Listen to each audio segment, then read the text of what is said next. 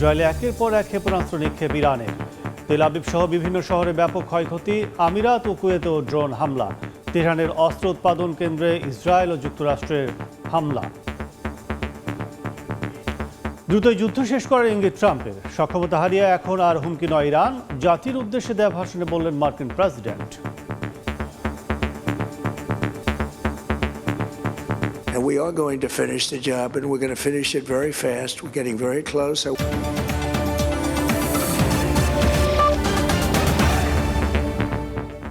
আন্তর্জাতিক সময়ের সঙ্গে আছি আমি কাজল আব্দুল্লাহ। তেল আবিব সহ ইসরায়েলের কয়েকটি শহরে ক্ষেপণাস্ত্র হামলা চালিয়েছে ইরান। হামলায় ঘরবাড়ি ও যানবাহনের ব্যাপক ক্ষয়ক্ষতি হয়েছে।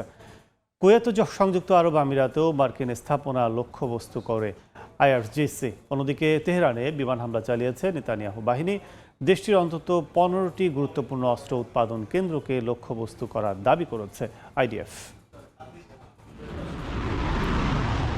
ইসরায়েলের শক্তিশালী ব্যালিস্টিক মিসাইল দিয়ে বড় আকারের হামলা চালিয়েছে ইরান। রাজধানী তেল আবিবের কাছে বেনেই ব্রাক এলাকায় ইরানি ক্ষেপণাস্ত্রের আঘাতে বেশ কয়েকজন আহত হয়েছেন। এছাড়া পেতাহ তিভকা ও রোশহাইন এলাকায় ঘরবাড়ি ও যানবাহনের ব্যাপক ক্ষয়ক্ষতি হয়েছে। হামলার ভয়াবহতায় দেশটির লাখ লাখ মানুষ প্রাণ ভয়ে বাংকারে আশ্রয় নিয়েছেন। ইরানে হামলার মাত্রা বাড়িয়েছে ইসরায়েল। গত 2 দিনে ইরানের রাজধানী তেহরান ও এর আশপাশে 4 শতাধিক হামলা চালিয়েছে আইডিএফ। এর মধ্যে ইরানের প্রতিরক্ষা মন্ত্রণালয়ের কেন্দ্রীয় কমপ্লেক্স সহ 15টি গুরুত্বপূর্ণ অস্ত্র উৎপাদন কেন্দ্রকে লক্ষ্যবস্তু করার দাবি তাদের। তেল আবিব বলছে, তেহরানের উন্নত বিমান বিধ্বংসী ক্ষেপণাস্ত্র এবং ব্যালিস্টিক মিসাইল সংরক্ষণের জায়গাগুলো গুড়িয়ে দেওয়া হয়েছে এই বিশেষ অভিযানে, যদিও এ বিষয়ে কিছু জানায়নি আইআরজিসি। ইরানে যুক্তরাষ্ট্র ও ইসরায়েলের যৌথ আক্রমণের জবাবে মধ্যপ্রাচ্যের বিভিন্ন দেশে মার্কিন স্থাপনায় হামলা অব্যাহত রেখেছে আইআরজিসি। কুয়েত ও সংযুক্ত আরব আমিরাত দাবি করেছে তাদের আকাশসীমায় ঢুকে পড়া একাধিক ইরানি ক্ষেপণাস্ত্র ও ড্রোন ভূপাতিত করা হয়েছে। চলমান পরিস্থিতির কথা বিবেচনা করে ইরানের বুশেহর পারমাণবিক বিদ্যুৎ কেন্দ্র থেকে নিজেদের 2 শতাধিক কর্মী সরিয়ে নেওয়ার ঘোষণা দিয়েছে রাশিয়া। অন্যদিকে লেবাননে চলছে রক্তক্ষয়ী লড়াই। হিজবুল্লাহ দাবি করেছে তারা আকাশ সীমায় ইসরায়েলি ড্রোন ভূপাতিত করার পাশাপাশি শত্রুপক্ষের যুদ্ধ বিমানকে ধাওয়া করেছে। গত একদিনে দেশটির দক্ষিণাঞ্চলে লড়াই করতে গিয়ে ইসরায়েলের প্রায় অর্ধশত সেনা সদস্য আহত হয়েছেন বলে খবর পাওয়া গেছে। যুক্তরাষ্ট্র ও ইসরায়েলের প্রতি কঠোর হুঁশিয়ারি উচ্চারণ করেছে আইআরজিসি। তাদের মতে প্রতিরোধ ফ্রন্টকে দুর্বল ভাবলেও ময়দানে তার উল্টো চিত্র ফুটে উঠেছে। আইআরজিসি জানায়, প্রতিরোধ যোদ্ধারা প্রমাণ করেছে অত্যাধুনিক প্রযুক্তি সত্ত্বেও যুক্তরাষ্ট্র ও ইসরায়েল তাদের কাছে কার্যত অসহায়। ফারহাদ চৌধুরী, সময় সংবাদ।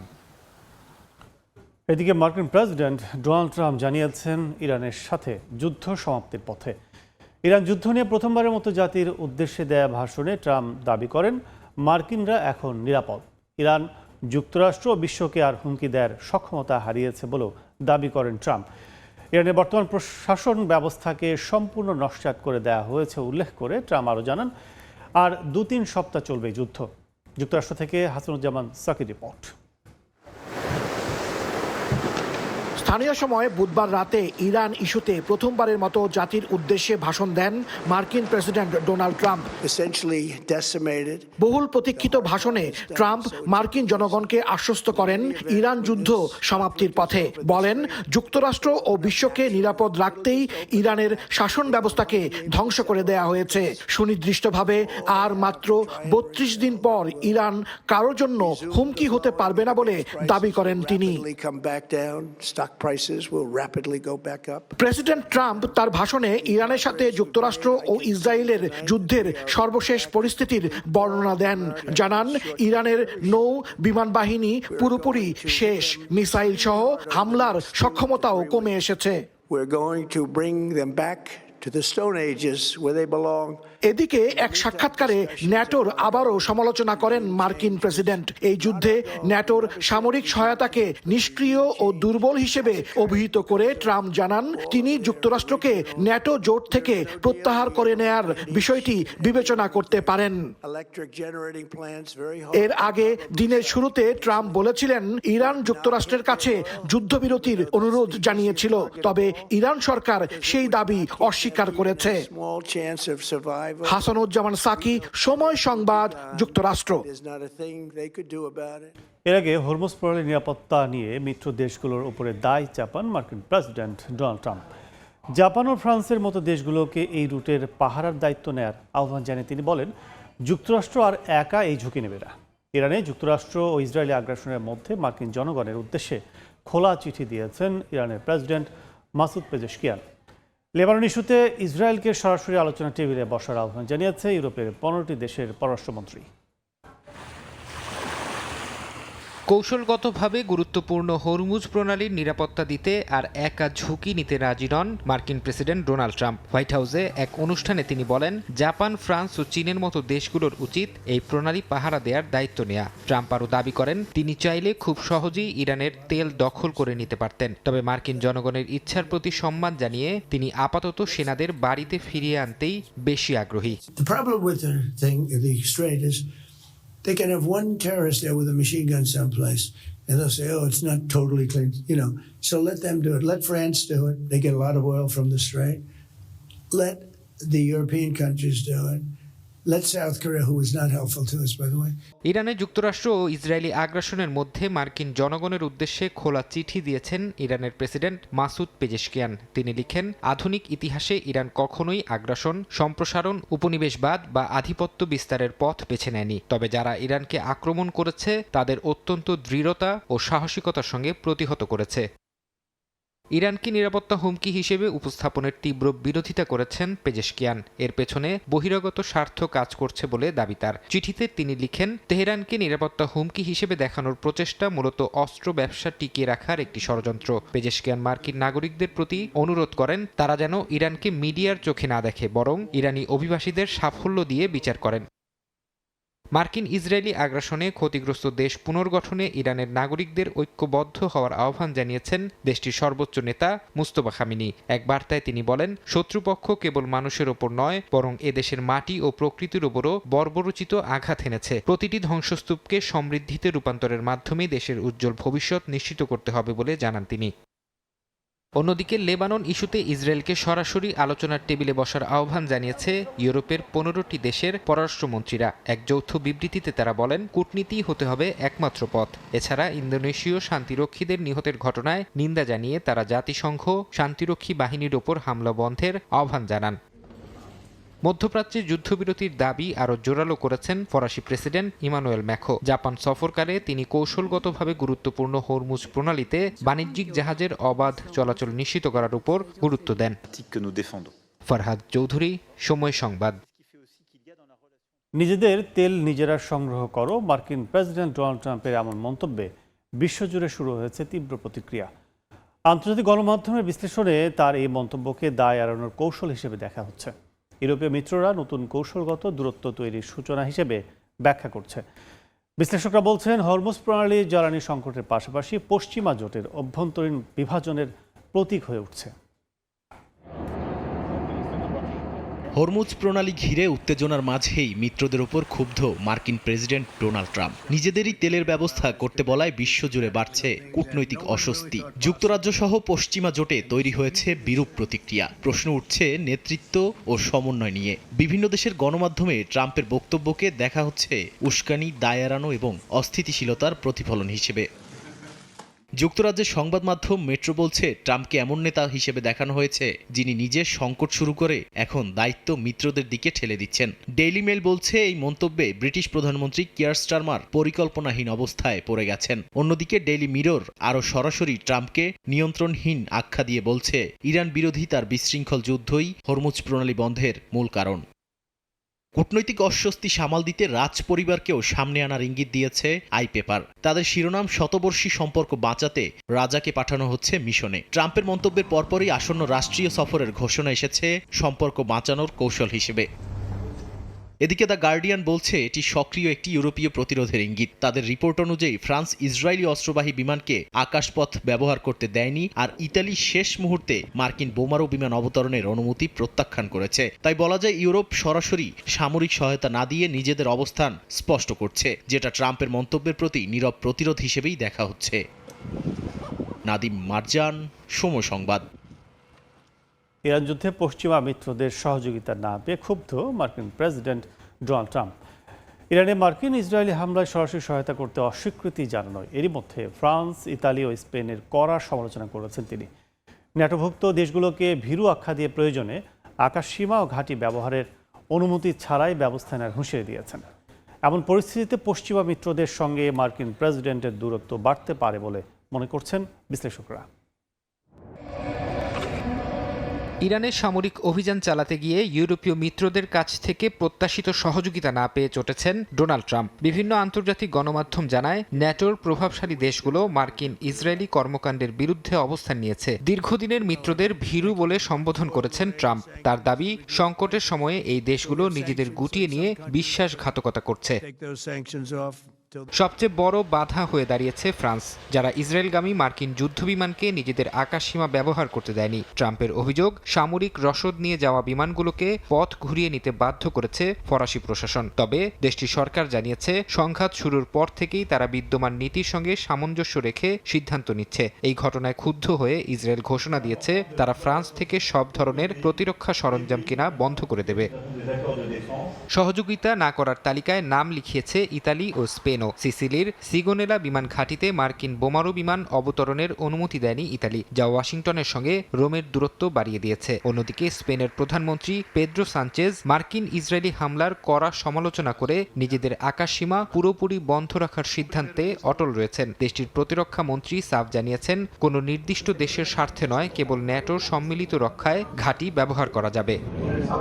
মিত্রদের ওপর চাপ বাড়াতে ট্রাম্প এখন জ্বালানি রাজনীতিকে অস্ত্র হিসেবে ব্যবহারের পরামর্শ দিচ্ছেন। তিনি যুক্তরাজ্য সহ যেসব দেশ ইরান বিরোধী অভিযানে অংশ নিতে অস্বীকৃতি জানিয়েছে, তাদের নিজেদের সাহস সঞ্চার করে হরমুজ প্রণালী দখলের চ্যালেঞ্জ ছুড়ে দিয়েছেন। ট্রাম্পের মতে, যারা ওয়াশিংটনকে সাহায্য করবে না, তাদের উচিত যুক্তরাষ্ট্র থেকে জ্বালানি কেনা অথবা নিজেরাই নিজেদের নিরাপত্তা নিশ্চিত করা। এমন পরিস্থিতিতে ন্যাটোর ঐক্য এখন বড় ধরনের অস্তিত্ব সংকটে পড়েছে বলে মনে করছেন বিশ্লেষকরা। এই ভূ রাজনৈতিক উত্তেজনার মধ্যেই হোয়াইট হাউসের জন্য কিছুটা স্বস্তির খবর নিয়ে এসেছে ব্রিটিশ রাজ পরিবার। বাকিংহাম প্যালেস নিশ্চিত করেছে, রাজা তৃতীয় চার্লস ও কুইন কনসোর্ট ক্যামিলা এপ্রিলের শেষ দিকে যুক্তরাষ্ট্রের রাষ্ট্রীয় সফরে যাবেন। যদিও ট্রাম্প যুক্তরাজ্যের অসহযোগিতামূলক আচরণের সমালোচনা করেছেন, তবে এই সফর দুই দেশের ঐতিহাসিক সম্পর্ককে কতটা মেরামত করতে পারবে তা নিয়ে শুরু হয়েছে নতুন জল্পনা। ফারহাদ চৌধুরী, সময় সংবাদ। সামরিক সংঘাতের গণ্ডি পেরিয়ে ইরান যুদ্ধ এখন যুক্তরাষ্ট্রের কূটনীতিতে সরাসরি প্রভাব ফেলছে। যুদ্ধে ন্যাটো সামরিক অংশগ্রহণের অনিচ্ছা ঘিরে অসন্তোষ প্রকাশ করেছেন মার্কিন পররাষ্ট্রমন্ত্রী মার্কো রুবিও। এতে জোটের সঙ্গে যুক্তরাষ্ট্রের সম্পর্কের ভবিষ্যৎ নিয়ে শঙ্কা তৈরি হয়েছে। ইরানকে কেন্দ্র করে শুরু হওয়া যুদ্ধ এখন মধ্যপ্রাচ্যে সীমাবদ্ধ নেই। এটি সরাসরি প্রভাব ফেলছে যুক্তরাষ্ট্রের কূটনৈতিক অবস্থান ও জোট রাজনীতিতে। মার্কিন পররাষ্ট্রমন্ত্রী মার্কো রুবিও সম্প্রতি এক সাক্ষাৎকারে বলেন, যুক্তরাষ্ট্র এখন ন্যাটোর জোট ব্যবস্থাকে নতুনভাবে মূল্যায়ন করছে। ইউরোপীয় দেশগুলো ইরানের বিরুদ্ধে সরাসরি সামরিক সহায়তা না দেয় ওয়াশিংটনের মধ্যে অসন্তোষ তৈরি হয়েছে। এটি যুক্তরাষ্ট্রের সঙ্গে ন্যাটোর ভবিষ্যৎ সম্পর্ক নিয়ে নতুন করে আশঙ্কা তৈরি করেছে। বিশ্লেষকরা বলছেন, এই অবস্থান আসলে ডোনাল্ড ট্রাম্প প্রশাসনের বৃহত্তর চিন্তার অংশ। দীর্ঘদিনের জোট নির্ভর নীতির পরিবর্তে এখন কম বাধ্যবাধকতা, বেশি স্বাধীনতা, এই ধারণার দিকে ঝুঁকছে ওয়াশিংটন। মনে করা হচ্ছে, যুক্তরাষ্ট্র তার মিত্রদের ওপর নির্ভরতা কমিয়ে নিজস্ব স্বার্থ অনুযায়ী দ্রুত ও স্বাধীনভাবে সিদ্ধান্ত নিতে চায়। ফলে ন্যাটো থাকলেও তার কাঠামো ও নেতৃত্ব ধীরে ধীরে বদলে যেতে পারে, যেখানে ইউরোপকে আরও বড় দায়িত্ব নিতে হতে পারে। একই সাক্ষাৎকারে লাতিন আমেরিকার দিকেও নজর দিয়েছেন রুবিও। ভেনেজুয়েলায় রাজনৈতিক পরিবর্তনের কথা তুলে ধরে তিনি বলেন, সেখানে একটি অন্তর্বর্তীকালীন ধাপের পর অবাধ ও সুষ্ঠু নির্বাচন প্রয়োজন। অর্থাৎ যুক্তরাষ্ট্র শুধু সরকার পরিবর্তন নয়, একটি স্থিতিশীল রাজনৈতিক কাঠামো চায়। অন্যদিকে কিউবার ক্ষেত্রে তার বার্তা আরও স্পষ্ট। অর্থনৈতিক সংকট সমাধান করতে হলে শুধু অর্থনৈতিক সংস্কার যথেষ্ট নয়, রাজনৈতিক ব্যবস্থাও পরিবর্তন করতে হবে। এতে বোঝা যায়, যুক্তরাষ্ট্র এই অঞ্চলেও দীর্ঘমেয়াদী প্রভাব বজায় রাখতে চায়। ভেনেজুয়েলা ও কিউবা ইস্যুতেও ন্যাটো মিত্রদের জোরালো সমর্থন পায়নি যুক্তরাষ্ট্র। সাদিয়া তাসনিম, সময় সংবাদ। ইরান যুক্তরাষ্ট্রের যুদ্ধ বন্ধে মধ্যস্থতা করতে গিয়ে নিজেই যুদ্ধে জড়িয়ে পড়ার শঙ্কায় রয়েছে পাকিস্তান। মার্কিন গণমাধ্যম সিএনএন-এর এক প্রতিবেদনে জানানো হয়, ঝুঁকিতে পড়তে পারে পাকিস্তান সৌদি আরব অস্ত্র চুক্তি। কোনো পক্ষ বেছে না নেয় ইরানের প্রক্সি গ্রুপগুলোর তোপের মুখে পড়তে পারে ইসলামাবাদ। ইরান ও ইসরায়েল যুক্তরাষ্ট্রের দ্বন্দ্ব মেটাতে মধ্যপ্রাচ্য বা পশ্চিমা কোনো দেশ নয়, বরং মধ্যস্থতাকারী হিসেবে এগিয়ে এসেছে দক্ষিণ এশিয়ার দেশ পাকিস্তান। শাহবাজ প্রশাসনের এমন অবস্থানে অবাক অনেকেই। তবে সংঘাতের সমাধান করতে গিয়ে ইসলামাবাদ নিজেই ঝুঁকির মধ্যে পড়তে পারে বলে শঙ্কা জানিয়েছে মার্কিন গণমাধ্যম সিএনএন। সিএনএনের এক প্রতিবেদনে জানানো হয়, পাকিস্তান কয়েকটি কারণে যুদ্ধে জড়িয়ে পড়তে পারে। প্রথমত, যুদ্ধ শুধু ইরান ও ইসরায়েল যুক্তরাষ্ট্রের মধ্যে সীমাবদ্ধ নেই। দ্বিতীয়ত, যুদ্ধ ক্রমেই সম্প্রসারিত হচ্ছে। এবং তৃতীয়ত, মধ্যস্থতাকারী দেশের সঙ্গে অন্য কোনো দেশের নিরাপত্তা চুক্তি থাকলে অস্ত্র ফেরত নেওয়ার সিদ্ধান্ত আসতে পারে। এক্ষেত্রে পাকিস্তানের সঙ্গে সৌদি আরবের নিরাপত্তা চুক্তি থাকায় এই আশঙ্কা আরও বেড়েছে। এর আগে ইসলামাবাদে সৌদি পররাষ্ট্রমন্ত্রী ফয়সাল বিন ফারহান আল সৌদের সঙ্গে এক বৈঠকে পাকিস্তানের প্রধানমন্ত্রী শাহবাজ শরীফ অসাধারণ সংযমের জন্য ধন্যবাদ জানান। তিনি সৌদির পররাষ্ট্রমন্ত্রীকে এও আশ্বাস দেন, পাকিস্তান সবসময় সৌদি আরবের পাশে কাঁধে কাঁধ মিলিয়ে দাঁড়াবে। সিএনএনের বিশ্লেষণে জানানো হয়, যদি ইরান সৌদি আরবকে খুব বেশি উত্ত্যক্ত করে, তবে রিয়াদের প্রতিরক্ষায় এগিয়ে আসতে পাকিস্তান বাধ্য হতে পারে। এতে ইরানের প্রক্সি গ্রুপগুলোর তোপের মুখে পড়তে পারে ইসলামাবাদ। এর মধ্যে আলোচনায় এসেছে পাকিস্তানের সেনাপ্রধান ফিল্ড মার্শাল আসিম মুনিরের সঙ্গে মার্কিন প্রেসিডেন্ট ডোনাল্ড ট্রাম্পের সখ্যতার বিষয়টি। বিশ্লেষকরা জানান, ওয়াশিংটনের আশ্বাসে যুদ্ধের মধ্যস্থতাকারীর ভূমিকা এসেছে ইসলামাবাদ। মালিহা সুহরওয়ার্দী, সময় সংবাদ। হরমুজ প্রণালী বন্ধ হওয়ার শঙ্কায় যখন বিশ্ববাজারে তেলের হাহাকার, তখন অবাক করা স্বস্তিতে রয়েছে চীন। ভারত, জাপান বা দক্ষিণ কোরিয়ার মতো প্রতিবেশী দেশগুলো জ্বালানি সংকটে ভুগলেও বেইজিংয়ের দীর্ঘমেয়াদী পরিকল্পনা দেশটিকে রেখেছে সুরক্ষিত অবস্থানে। বৈদ্যুতিক গাড়ির বিপ্লব আর আমদানির বহুমুখী উৎসের কল্যাণে হরমুজ ছাড়াই মাসের পর মাস টিকে থাকার সক্ষমতা অর্জন করেছে বিশ্বের দ্বিতীয় বৃহত্তম এই অর্থনীতির দেশ। পারস্য উপসাগর থেকে তেল আমদানিতে চীন বিশ্বের শীর্ষ দেশগুলোর একটি হলেও হরমুজ প্রণালী বন্ধের হুমকিতে বেইজিং মোটেও বিচলিত নয়। রয়টার্সের তথ্য বলছে, ভারত, জাপান ও দক্ষিণ কোরিয়া সম্মিলিতভাবে যত তেল আমদানি করে, চীন একাই তার চেয়ে বেশি তেল নেয় এই জলপথ দিয়ে। অথচ বর্তমান সংকটে এশিয়ার অন্যান্য দেশ যখন সাশ্রয়ী নীতি নিতে বাধ্য হচ্ছে, চীন তখন অভ্যন্তরীণ মজুত ও বিকল্প ব্যবস্থার উপর ভর করে স্বাভাবিক গতিতে চলছে। চীনের এই সাফল্যের নেপথ্যে রয়েছে তাদের বিশাল বৈদ্যুতিক গাড়ির বহর। গত বছর পর্যন্ত দেশটিতে বিক্রি হওয়া নতুন গাড়ির অর্ধেকেরও বেশি ছিল বৈদ্যুতিক, যা তেলের ওপর নির্ভরতা নাটকীয়ভাবে কমিয়ে দিয়েছে। গত এক বছরে বৈদ্যুতিক গাড়ির কারণে চীন যে পরিমাণ তেল সাশ্রয় করেছে, তা সৌদি আরব থেকে তাদের মোট আমদানির সমান। জ্বালানি আমদানির ক্ষেত্রে কোনো নির্দিষ্ট দেশের ওপর নির্ভরশীল না হওয়া বেইজিংয়ের অন্যতম কৌশল। জাপান, যেখানে তাদের চাহিদার ৮০% সৌদি আরব ও আমিরাত থেকে মেটায়, চীন সেখানে অন্তত ৮টি ভিন্ন দেশ থেকে তেল সংগ্রহ করে। এর মধ্যে রাশিয়া, ভেনেজুয়েলা ও ইরান থেকে মার্কিন নিষেধাজ্ঞা উপেক্ষা করেই বিপুল পরিমাণ তেল কিনছে তারা। কোনো একটি একক উৎস থেকে চীনের মোট আমদানির ২০% বেশি তেল আসে না। জরুরি পরিস্থিতি মোকাবিলার জন্য চীন গড়ে তুলেছে এক বিশাল ও রহস্যময় কৌশলগত পেট্রোলিয়াম রিজার্ভ। যদিও এই মজুতের সঠিক পরিমাণ বেইজিং প্রকাশ করে না, তবে বিশ্লেষকদের ধারণা, বাণিজ্যিক শোধনাগার সহ তাদের কাছে যে পরিমাণ তেল রয়েছে তা দিয়ে অন্তত ৭ মাস অনায়াসেই পার করে দেওয়া সম্ভব। এছাড়া দেশটির অভ্যন্তরীণ তেল উৎপাদনও গত বছর দৈনিক ৪৩ লাখ ব্যারেলে পৌঁছে নতুন রেকর্ড গড়েছে, যা মোট চাহিদার প্রায় ৪০% পূরণ করে। তেলের বাইরেও চীনের বিদ্যুৎ গ্রিডকে আমদানি মুক্ত রাখতে কয়লা ও নবায়নযোগ্য শক্তির সর্বোচ্চ ব্যবহার নিশ্চিত করা হয়েছে। গবেষকদের মতে, চীনা পরিকল্পনাবিদরা কয়েক দশক আগে থেকেই জীবাশ্ম জ্বালানির বিকল্প নিয়ে কাজ শুরু করেছিলেন। অভ্যন্তরীণ সরবরাহ ঠিক রাখতে বেইজিং বর্তমানে অনানুষ্ঠানিকভাবে জ্বালানি রপ্তানি নিষিদ্ধ করেছে, যা দেশটিকে বৈশ্বিক সংকটের মধ্যেও সুরক্ষিত রেখেছে। ফারহাদ চৌধুরী, সময় সংবাদ। সংযুক্ত আরব আমিরাতে ড্রোনের ধ্বংসাবশেষের আঘাতে আরও এক বাংলাদেশি নিহত হয়েছেন। শাহ আলম নামে ওই প্রবাসীর বাড়ি কুমিল্লা। এর আগে আজমান প্রদেশে সালেক উদ্দিন নামে এক বাংলাদেশি মিসাইলের আঘাতে মারা যান। চলমান সংঘাতে দেশটিতে ২ জন বাংলাদেশি সহ মোট ১২ জন নিহত হয়েছেন। আহত হয়েছেন ১৯০ জন। শিবরিয়াল সাদিকের রিপোর্টে বিস্তারিত। ইরান, যুক্তরাষ্ট্র ও ইসরায়েলের চলমান যুদ্ধের প্রভাব পড়েছে গোটা মধ্যপ্রাচ্যে। অঞ্চলটিতে থাকা বিভিন্ন মার্কিন ঘাঁটি ও স্থাপনা লক্ষ্য করে হামলা চালিয়ে যাচ্ছে তেহরান। এসব হামলায় মার্কিন সেনা ও অবকাঠামোর পাশাপাশি ঝুঁকির মুখে পড়েছেন প্রবাসীরা। বুধবার সংযুক্ত আরব আমিরাতে আরও এক বাংলাদেশের প্রাণহানির ঘটনা ঘটেছে। ফুজিরা অঞ্চলের আল রিফা এলাকায় একটি কৃষি খামারে কর্মরত অবস্থায় ড্রোনের ধ্বংসাবশেষের আঘাতে শাহ আলম নামে ওই প্রবাসীর মৃত্যু হয়। তার বাড়ি কুমিল্লার জিরুইন এলাকায়। খবর পেয়ে আবুধাবিস্থ বাংলাদেশ দূতাবাস ও দুবাই কনসুলেটের একটি প্রতিনিধি দল ঘটনাস্থলে গিয়ে স্থানীয় প্রশাসনের সঙ্গে যোগাযোগ করে। দূতাবাস জানায় মরদেহ শনাক্ত করে দ্রুত দেশে পাঠানোর জন্য প্রয়োজনীয় ব্যবস্থা গ্রহণ করা হচ্ছে। এর আগে আজমান প্রদেশে সালেক উদ্দিন নামে আরও এক বাংলাদেশি নিহত হন। দেশটিতে এই পর্যন্ত 2 জন বাংলাদেশি সহ মোট 12 জন নিহত হয়েছেন এবং আহত হয়েছেন 190 জন। শিবলাল সাদিক, সময় সংবাদ, সংযুক্ত আরব আমিরাত। ইরান যুদ্ধের প্রভাবে বিশ্বজুড়ে অস্থির জ্বালানি তেলের বাজার। সংঘাতের আঁচ লেগেছে আফ্রিকার দেশগুলোতেও। পরিস্থিতি সামাল দিতে এপ্রিল মাসের জন্য জ্বালানি শুল্ক কমানোর ঘোষণা দিয়েছে দক্ষিণ আফ্রিকার সরকার। তবে এই স্বস্তি কতদিন টিকবে তা নিয়ে শঙ্কায় সাধারণ মানুষ। অন্যদিকে তেলের দাম দ্বিগুণ হওয়ার আতঙ্কে প্রতিবেশী দেশ লেসোথোতে চলছে হাহাকার।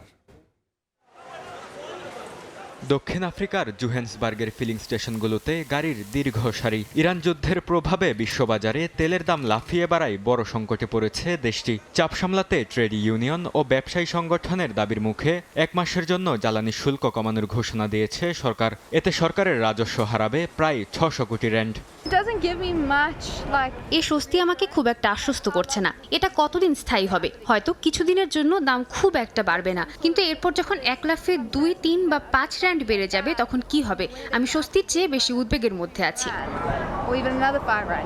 শুল্ক কমানোর ফলে লিটার প্রতি 3 র্যান্ড ছাড় পাবেন গ্রাহকরা। তবুও এপ্রিলে পেট্রোলের দাম 15% এবং ডিজেলের দাম 40% পর্যন্ত বাড়তে পারে।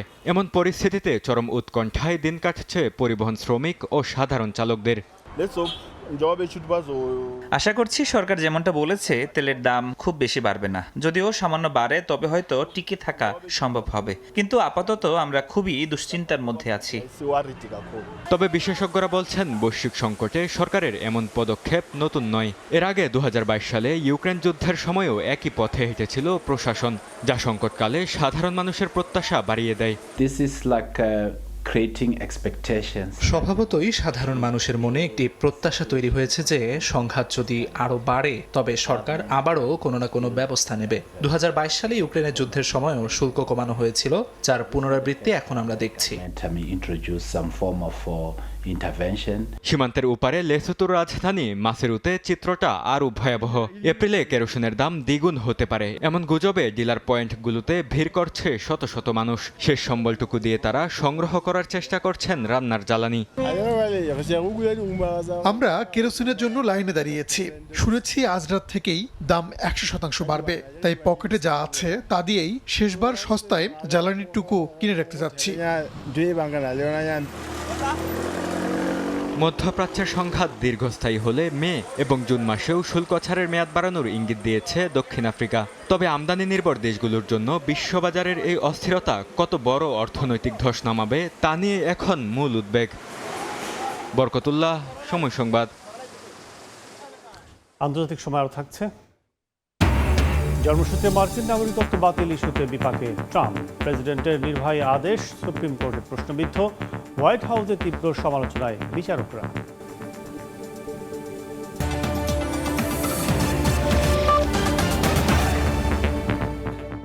যুক্তরাষ্ট্র ও ইসরায়েলের হামলা ইরানের তরুণ সমাজ ও সাধারণ মানুষকে আরও বেশি ঐক্যবদ্ধ করেছে।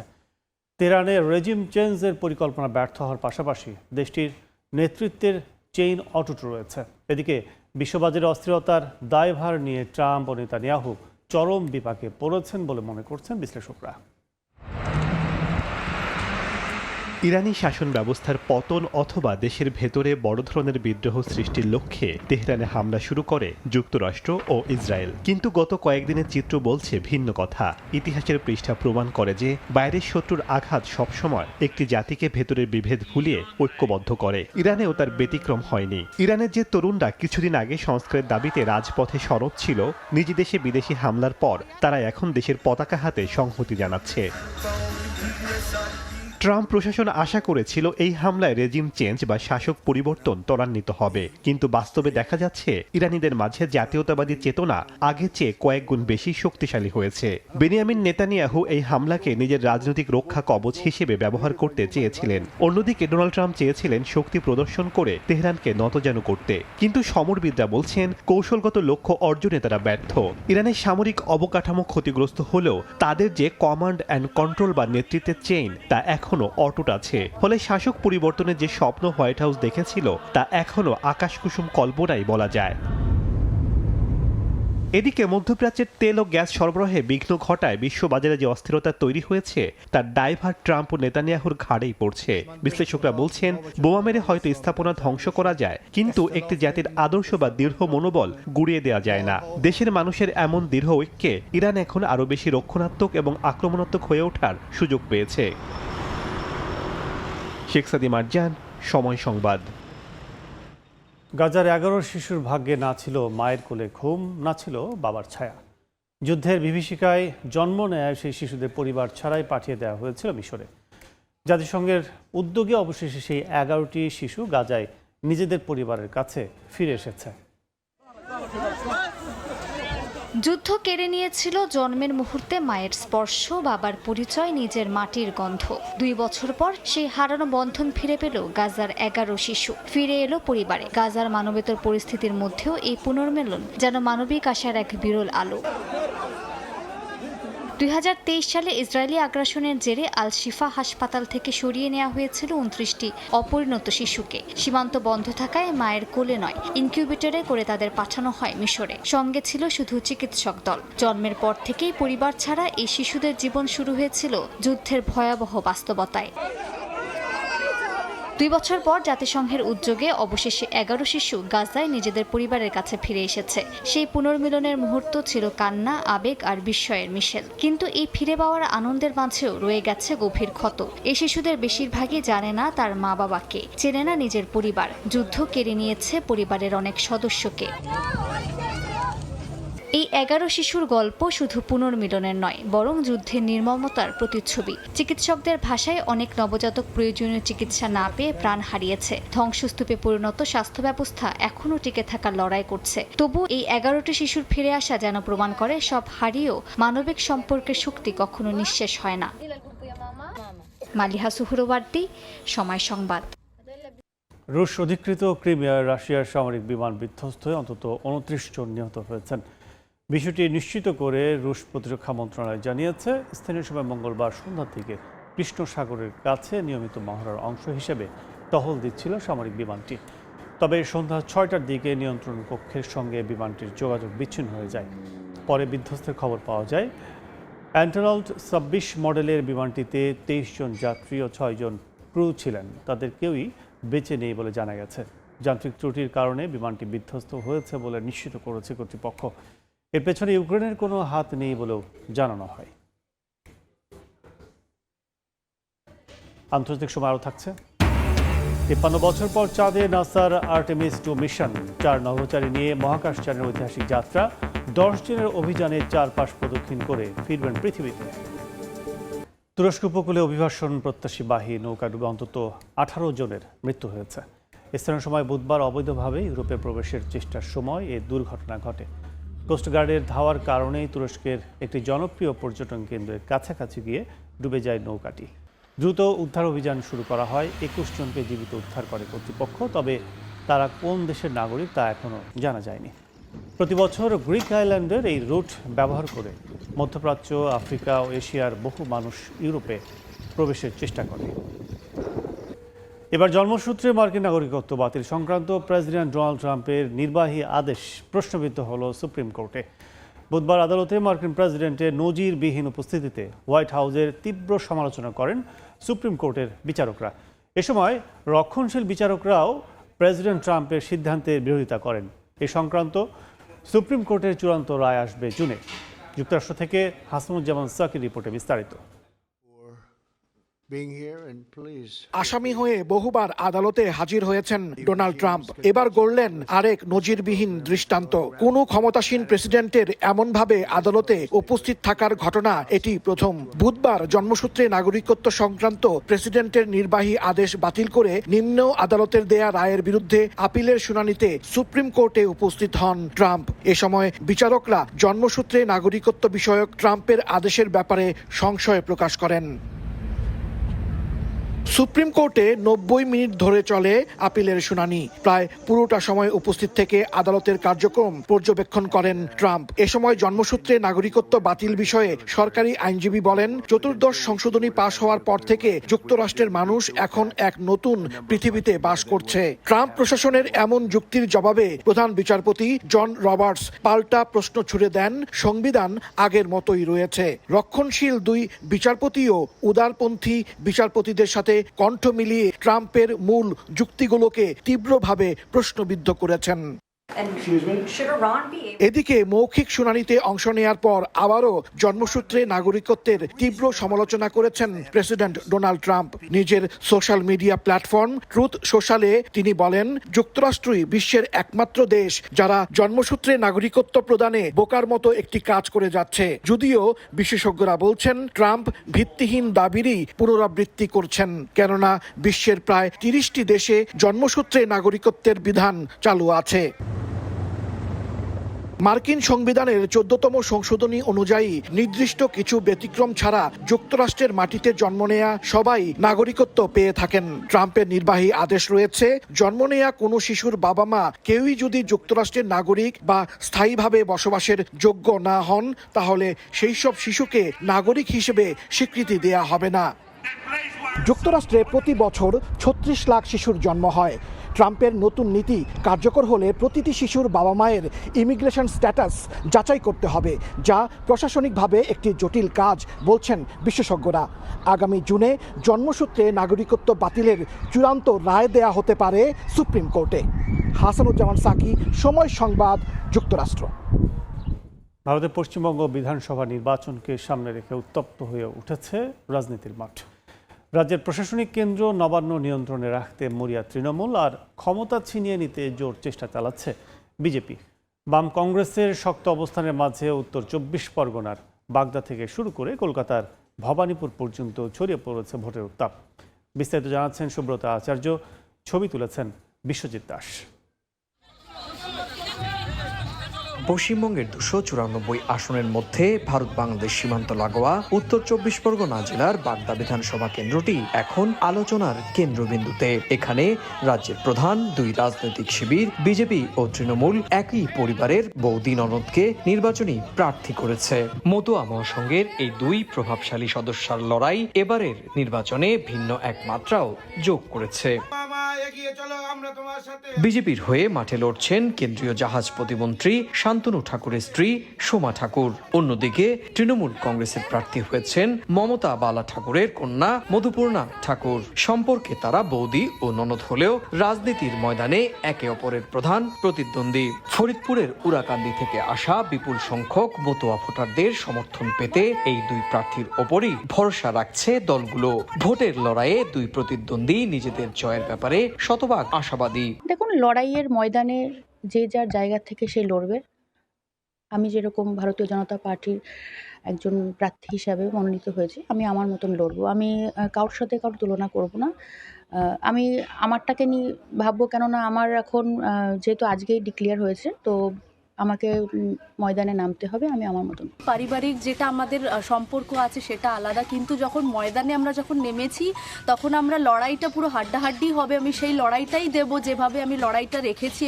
মতুয়াগড় ছাড়াও এবার সবার নজর নন্দীগ্রামের জয়ী নেতা শুভেন্দু অধিকারীর দিকে। 2021 সালে মমতা বন্দ্যোপাধ্যায়কে হারানোর পর এবার তিনি কলকাতার ভবানীপুরে তৃণমূল নেত্রীর বিরুদ্ধে লড়ছেন। প্রচারের ময়দানে তাকে কখনো মিষ্টির দোকানে, আবার কখনো ফুল বিক্রেতাদের সাথে কথা বলতে, ভোট চাইতেও দেখা যাচ্ছে।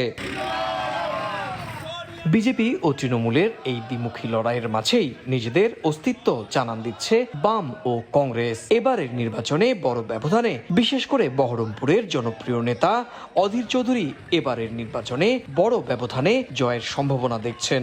ভোট তো কাটবোই আমরা, ভোট না কাটলে জিতবো কি করে? তৃণমূলের ভোট কেটে বিজেপির ভোট কেটে জিততে হবে আমাদের। ভোটের ময়দানে নেমেছে কি এমনি মুখ দেখাতে, ঘাস চিনতে, দিদির জন্য গোলাপ ফুল জোয়া কলকাতা পাঠাতে? তৃণমূলের ভোট করবো, বিজেপির ভোট করবো, তবে না জিতবো আমরা। 2021 সালে নির্বাচনে তৃণমূল 215 এবং বিজেপি 77 আসন পেলেও এবারের পরিবর্তিত রাজনৈতিক প্রেক্ষাপটে ভোটদাতাদের রায় কোন দিকে যায় সেটি এখন দেখার বিষয়। সুব্রত আচার্য, সময় সংবাদ, পশ্চিমবঙ্গ, ভারত। 7.4 মাত্রার শক্তিশালী ভূমিকম্পে কেঁপে উঠল ইন্দোনেশিয়ার টারনেট উপকূল। এতে এখন পর্যন্ত একজনের নিহতের খবর পাওয়া গেছে।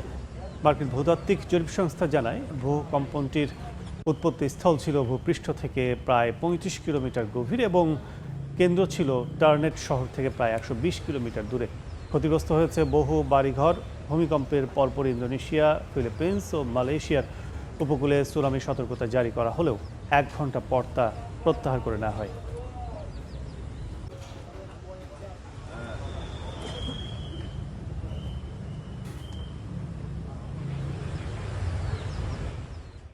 পৃথিবীকে আরও বাসযোগ্য টেকসই করে গড়ে তোলার লক্ষ্য নিয়ে ফ্রান্সের রাজধানী প্যারিসে হয়ে গেল 3 দিনব্যাপী চেঞ্জ নাও সামিট 2026। সম্মেলনে বিশ্বের নানা দেশ থেকে যোগ দেয়া উদ্ভাবক, উদ্যোক্তা ও নীতি নির্ধারকরা জলবায়ু সংকট মোকাবিলায় পরিবেশ বান্ধব নানা সমাধান তুলে ধরেন। বিশেষ করে জলবায়ু ঝুঁকিতে থাকা বাংলাদেশের জন্য আন্তর্জাতিক সহযোগিতা জোরদারের ওপর গুরুত্ব দেন সম্মেলনে অংশ নেয়া প্রতিনিধিরা। ফ্রান্স থেকে বিস্তারিত জানাচ্ছেন মোহাম্মদ লুৎফুর রহমান বাবু।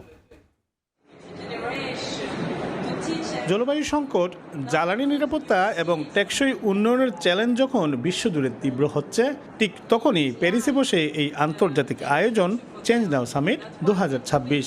বিশ্বের অন্যতম বৃহৎ এই সম্মেলনে পরিবেশ, সমাজ এবং অর্থনীতির টেকসই উন্নয়নের জন্য বাস্তবসম্মত সমাধান তুলে ধরা হয়। সম্মেলনে অংশ নেয়া বাংলাদেশিরা বলছেন, জলবায়ু পরিবর্তনের কারণে সবচেয়ে ক্ষতিগ্রস্ত দেশগুলোর একটি বাংলাদেশ। তাই আন্তর্জাতিক সংগঠনগুলোর সঙ্গে সমন্বয় করে কাজ করার এখনই সঠিক সময়। গবেষণায় দেখেছি বাংলাদেশ আগামী 15 থেকে 20 বছরে গ্লোবাল ওয়ার্মিং এর মাধ্যমে যে ধরনের এফেক্টেড হবে, সেটা কিন্তু আমাদের অর্থনীতিকে ধসিয়ে দেওয়ার মতন অবস্থা রাখে। সে কারণে বিশ্বের কাছে আমাদেরকে পরিচিত করার জন্য গ্লোবাল ওয়ার্মিং এর একটি এফেক্টেড দেশ হিসাবে এই চেঞ্জ নাও এর কর্মসূচি আছে।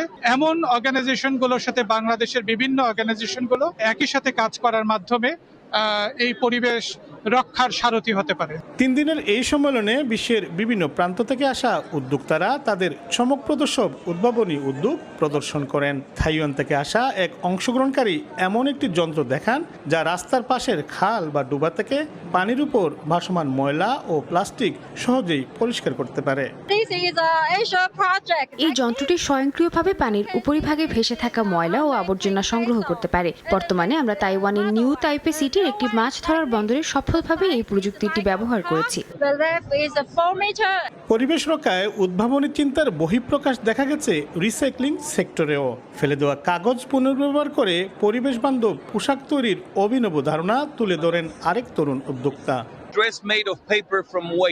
আমি আজ এই চমৎকার পোশাকটি আপনাদের সামনে উপস্থাপন করতে পেরে অত্যন্ত আনন্দিত, যা সম্পূর্ণভাবে পরিত্যক্ত কাগজ দিয়ে তৈরি। এটি তৈরি করতে একটি গাছও কাটা হয়নি, বরং ফেলে দেওয়া বাদামি কাগজ পুনর্ব্যবহার করা হয়েছে। বিশেষজ্ঞদের মতে চেঞ্জ নাও কেবল একটি প্রদর্শনী নয়, এটি একটি বৈশ্বিক প্ল্যাটফর্ম যা বাস্তব জীবনে ইতিবাচক পরিবর্তন আনতে সক্ষম। বিশ্ব যখন জলবায়ু সংকট ও পরিবেশগত নানা চ্যালেঞ্জের মুখোমুখি, তখন চেঞ্জ নেওয়ার মতো এমন সামিট কিছুটা আশার আলো দেখাচ্ছে। এখানে বর্জ্য ব্যবস্থাপনা সহ পরিবেশ বান্ধব নানা উদ্ভাবনী প্রকল্প নিয়ে উপস্থিত ছিলেন উদ্যোক্তারা। টেকসই ভবিষ্যতের পথে এমন উদ্যোগ আরও বিস্তৃত হোক, এমনটাই প্রত্যাশা সংশ্লিষ্টদের। প্যারিসের চেঞ্জ নাও সামিট থেকে মোহাম্মদ লুৎফুর রহমান বাবু, সময় সংবাদ। চাঁদে মানুষের ফেরার অপেক্ষার অবসান ঘটিয়ে ঐতিহাসিক যাত্রা শুরু করল নাসার আর্টেমিস 2 মিশন। বুধবার ফ্লোরিডার কেনেডি স্পেস সেন্টার থেকে 4 নভোচারীকে নিয়ে চাঁদের উদ্দেশ্যে সফলভাবে উড্ডয়ন করেছে শক্তিশালী মহাকাশযানটি। 10 দিনের এই অভিযানে প্রথমবারের মতো চাঁদের চারপাশ ঘুরে আবারও পৃথিবীতে ফিরে আসবেন তারা। 2030 সালের মধ্যে চাঁদে চীনের নভোচারী পাঠানোর আগেই নিজেদের আধিপত্য বজায় রাখতে যুক্তরাষ্ট্রের এটি বড় পদক্ষেপ। দীর্ঘ 53 বছরের বেশি সময়ের অপেক্ষার অবসান। চাঁদের উদ্দেশ্যে নভোচারী গেল পৃথিবী থেকে। যুক্তরাষ্ট্রের স্থানীয় সময় বুধবার নাসার আর্টেমিস 2 মিশনের 4 নভোচারী কেনেডি স্পেস সেন্টার থেকে অরিয়ন ক্যাপসুলে চড়ে এই ঐতিহাসিক যাত্রা শুরু করলেন। দীর্ঘ 10 দিনের এই অভিযানে তারা চাঁদের কক্ষপথ প্রদক্ষিণ করে পৃথিবীতে ফিরে আসবেন।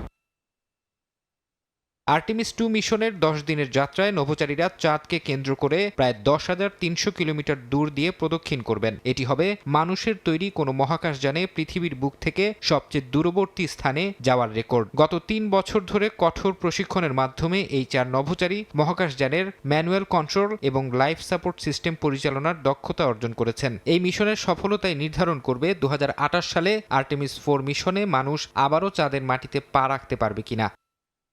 এই মিশনে অংশ নেয়া নভোচারীরা হলেন নাসার Reed Wiseman, Victor Glover, Christina Koch এবং কানাডিয়ান স্পেস এজেন্সির জেরেমি হ্যানসেন। প্রায় 3 বছরের কঠোর প্রশিক্ষণ শেষে তারা এই ঐতিহাসিক অভিযানে সামিল হয়েছেন। এটি 2017 সালে শুরু হওয়া নাসার আর্টেমিস প্রোগ্রামের প্রথম মানববাহী মিশন। এই মিশনের মূল লক্ষ্য হচ্ছে চাঁদের কক্ষপথে মানুষের দীর্ঘমেয়াদী উপস্থিতির পথ সুগম করা। 2028 সালে আর্টেমিস 4 মিশনের মাধ্যমে চাঁদের মাটিতে পুনরায় পা রাখার চূড়ান্ত পরিকল্পনা করছে যুক্তরাষ্ট্র। 1972 সালের অ্যাপোলো মিশনের পর এটিই হবে নাসার প্রথম চন্দ্রপৃষ্ঠে অবতরণের প্রস্তুতি। অন্যদিকে চীন 2030 সালের মধ্যে তাদের নভোচারী পাঠানোর ঘোষণা দেয় এই প্রতিযোগিতা এখন তুঙ্গে। ভবিষ্যতে চাঁদের খনিজ সম্পদ আহরণ এবং মঙ্গলের মতো আরও কঠিন অভিযানের প্রস্তুতি নেয়ার ক্ষেত্রে এই মিশনের অভিজ্ঞতাকে কাজে লাগাতে চায় যুক্তরাষ্ট্র। ফারহাদ চৌধুরী, সময় সংবাদ। যুদ্ধ আর অর্থনৈতিক চাপের মাঝেও প্রকৃতির ডাকে ভিড় জমছে পাকিস্তানের উত্তরাঞ্চলে। গিলগিট বালতিস্তানের পাহাড়ি উপত্যকায় চেরি আর এপ্রিল ফুল উপভোগ করতে জড়ো হচ্ছেন পর্যটকেরা। তাদের মতে এই মৌসুমই গিলগিট বালতিস্তানকে বিশ্বের অন্যান্য জায়গা থেকে আলাদা করে তুলেছে। পাকিস্তানের উত্তরের পার্বত্য অঞ্চল গিলগিট বাল্টিস্তানে শীতের তীব্রতা কাটিয়ে ঘটছে বসন্তের আগমন। উঁচু পাহাড়ের চূড়ায় এখনো বরফ থাকলেও নিচের উপত্যকায় ফুটে উঠেছে চেরি ও অ্যাপ্রিকট ফুল। মার্চের শেষ থেকে শুরু হওয়া এই ফুলের মৌসুম স্থানীয় কৃষিজমিকে রাঙিয়ে তোলে গোলাপি রঙে, যা নতুন ফলনেরও আশা জাগায়। এই সৌন্দর্য দেখতে ভিড় করছেন দেশি বিদেশি পর্যটকরা। ব্যস্ত জীবনের ফাঁকে প্রকৃতির সঙ্গ উপভোগ করছেন বন্ধু বান্ধব বা পরিবারের সাথে। বিশ্বজুড়ে যুদ্ধ, জ্বালানি সংকট আর মূল্যস্ফীতির চাপ মানুষকে মানসিকভাবে ক্লান্ত করে তুলেছে। তাই প্রকৃতির মাঝে এসে কিছুটা সময় কাটানো, নতুন জায়গা দেখা, এটাই হয়ে উঠছে মানসিক প্রশান্তির উপায়। প্রায় 17 লাখ মানুষের বাস এই অঞ্চলে, যেখানে রয়েছে বিশ্বের দ্বিতীয় সর্বোচ্চ পর্বত কেটু। দুর্গম পর্বতমালা, হিমবাহ আর হ্রদের জন্য পরিচিত এই এলাকা সাহসী অভিযাত্রীদের পাশাপাশি সাধারণ পর্যটকদেরও আকর্ষণ করে। অনেকে শান্ত উপত্যকার বাগানে দাঁড়িয়ে ছবি তুলে উপভোগ করেন এই মৌসুম। স্থানীয় পর্যটকরা বলছেন মূল্যস্ফীতি বা জ্বালানির দাম বাড়ায় অতিরিক্ত খরচ হলেও চেরি ও অ্যাপ্রিকট ফুলের এই দৃশ্য উপভোগ করতে তারা প্রস্তুত। তাদের মতে এই মৌসুমই গিলগিট বাল্টিস্তানকে বিশ্বের অন্যান্য জায়গা থেকে আলাদা করে তুলেছে। সাদিয়া তাসনিম, সময় সংবাদ। আন্তর্জাতিক সময়ের শীর্ষ সংবাদগুলো জানিয়ে দিচ্ছি আরেকবার। And we are going to finish the job, and we're going to finish it very fast. We're getting very close. সক্ষমতা হারিয়ে এখন আর হুমকি নয় ইরান। জাতির উদ্দেশ্যে ভাষণে দ্রুতই যুদ্ধ শেষ করার ইঙ্গিত ট্রাম্পের। ইসরায়েলে একের পর এক ক্ষেপণাস্ত্র হামলা ইরানের। 7.4 মাত্রার শক্তিশালী ভূমিকম্পে কেঁপে উঠল ইন্দোনেশিয়ার টার্নেট উপকূল। একজন নিহত, ব্যাপক ক্ষয়ক্ষতি। সুনামি সতর্কতা জারির 2 ঘন্টা পর প্রত্যাহার। এবং 53 বছর পর চাঁদে নাসার আর্টেমিস 2 মিশন। 4 নভোচারী নিয়ে মহাকাশযানের ঐতিহাসিক যাত্রা। 10 দিনের অভিযানে চারপাশ প্রদক্ষিণ করে ফিরবেন পৃথিবীতে।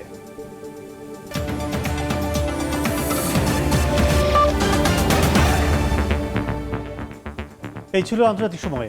এরপর সকাল 10টার সময় সংবাদ নিয়ে আসছি কিছুক্ষণ পরে। সঙ্গে থাকুন সময়ের।